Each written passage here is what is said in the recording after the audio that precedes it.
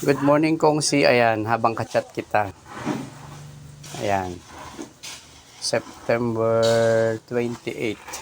Ayan po ang ginagawa nila dito sa harapan ng bahay ko. Meron tayong hose. So, kakabit mo to. Meron po. Ayan po. Ito kuya, ikabit mo. Dito. Tapos ano, tali mo na lang, meron ditong goma.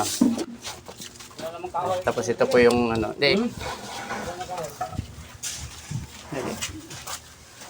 So, ganito po yung tsura ng bahay ko kung si... Ay, hirap na hirap ako.